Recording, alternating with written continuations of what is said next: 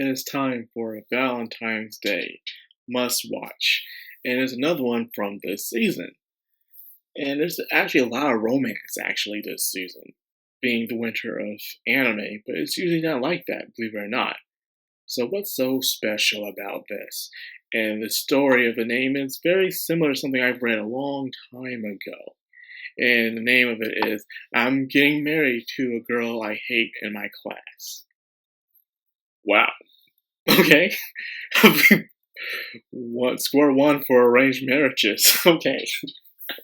Now, if you're watching Isekoi, two characters that can't stand each other because they're family from different gangs, they're arranged to get married, is that. But less to the extreme. Isekoi was really to the extreme back then. And but it was very popular during its time. Not a lot of people really talk about it like they used to back in the day, so there's that. Now, this one, as you can tell, is two characters that can't stand each other, are forced to get married because their grandparents want to relive their lives through them. It's always something like that. Like, they have all the success, they have all the notoriety, the connections, everything, but they regret not doing what they always wanted to do, was to get married. And now they're enforcing their love life onto them because they probably see themselves within their grandchildren. And I can't stand this person, or I can't stand that person. Like, this feels very familiar. I bet they regret not going to fall in love together at the end. And that's what happens, pretty much. And if they don't do it or comply, all the inheritance will go to a freaking dog. Go to a freaking dog, baby. That's right, doggy. Because if you're one of those rich people who leave everything to a fucking animal with no brain, like, it can have some sort of intelligence, but not to that extent. So there we go. Here the hijinks commence. However, they're forced to live together and still spend time with each other at school. And I thought, oh my god, these are rip-off, but it's not bad. It's pretty good, actually. I like the characters, and I like how straightforward it is. They hate each other because they just are too different from each other. But the time they spend together, they realize things aren't so bad. See, there's a thing about love, which one of my coworkers was out of nowhere telling me about. Because she was going on about how Valentine's Day and all these other that just corporate conglomerate schemes to have people spend so much money and stuff on these companies, which is true. But I believe it's what you make it. See, the problem when it comes to marriage and love nowadays, especially in first world countries, they forget the true meaning of love and the true behind marriage, mainly. People believe that marriage is about love, which unfortunately it really isn't. But we made it ourselves to be like that way, and so therefore a lot of divorce happens. But the point of marriage was supposed to be the union of two families by having one of their relatives marry each other. That is the point of marriage. Heck, even when people back then did get married, they would have affairs with other people because they were only marrying for the sake of the family, and that was it. Marriage itself didn't really have anything about love in the end of the day. It was until religion took over and said, yeah, we gotta make it about that. But it was only for the poor people, so the poor people wouldn't do that, like what the higher ups were doing. That's what really happened, believe it or not. So, and when it comes to love, it's more than just the chemical. You don't just stay just for the chemical that bursts out onto you, that makes you see everything all nice and shiny like Christmas, a very perfect Christmas. No, it's about endurance and putting up with the other characters' BS for the rest of your life, and they have to do the same thing like that.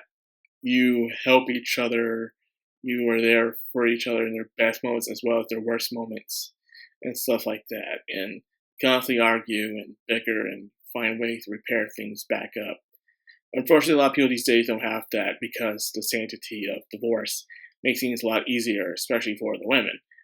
I'm not trying to be biased here, that's just the truth. So, there's also that. This story is not bad though, but she secretly started to fall in love with him for a while. The only thing I hope that they don't do, as I'm watching this, I'm in like episode 7. I hope that they don't stretch this out. Because I'm planning to read this after I'm done watching it of the season. So I am hoping, for the love of God, don't stretch this out.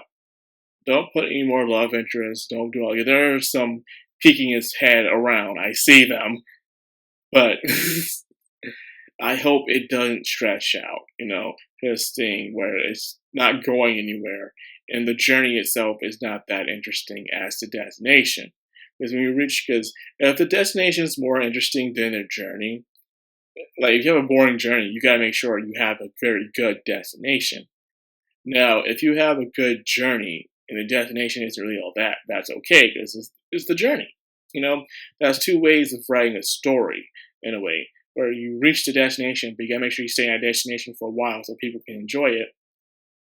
So you gotta make it nice, short, and sweet, or you do it for the journey where the journey can be nice and long, but it at least keeps things interesting for the viewer/watcher to enjoy. You don't have one of those two, you're just gonna suck. Like, I've seen times where the journey was long and stretched out, and it's over 200 freaking chapters, and nothing's really happening. That kind of sucks. But then, it doesn't even focus on the two main characters' love interests at all, and focuses on everything else but the love. So you're like, this kind of sucks. Then, there's ones where it goes by too fast, and it happens a lot. You're like, it's a short, like 12 or 20 chapters, and they get to know each other for a while. Then they're dating towards the end of the series, and that's it. But sometimes it's good. Nagatoro is the perfect example of this. Nagatoro was about the journey and stuff of these two approving on to each other, being the best they can be by inspiring each other to keep moving forward. One with the art and one with the judo. And at the end of the story, they went out, and I wasn't even mad we don't got a lot of dates because they were pretty much already doing dates already. It's just that they weren't official, but now they're official, and they did a nice little time skip, and it was nice. Or Kubo Will Let Me Stay Invisible. His was about him becoming a better person, her being more out for not hiding her feelings, and at the end when they asked each other out, and I did a nice little epilogue of him proposing to her. Wonderful. It was about the journey and stuff. It was really nice. I enjoyed that a lot. And I enjoy others too, where they start dating towards the end of the season, or they start dating during the season. Special. So I do enjoy that. Or better yet, the best one yet is Takagi. Takagi is one where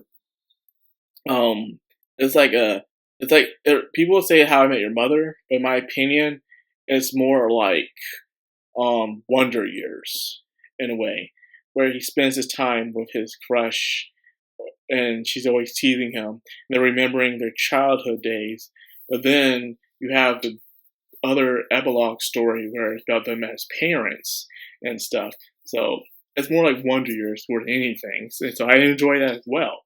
Because you are new to the destination, you're just enjoying the ride, and you got to enjoy the destination too. So you have the best of both worlds. You had a good destination, and you also had a good journey there as well. So there's that.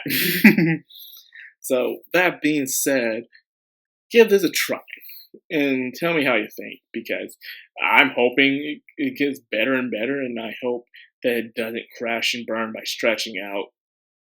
I hope we don't do that when I read it. Pray to God. So, that's my must-watch for the week. I hope you guys enjoy it. I hope you guys give it a try and tell me how you think about it. And I'll end the video here. I hope you guys enjoyed it. If you did, like, comment, subscribe, and of course, hit that bell icon. This has the Madcrownxox. I'm Anime. Signing out.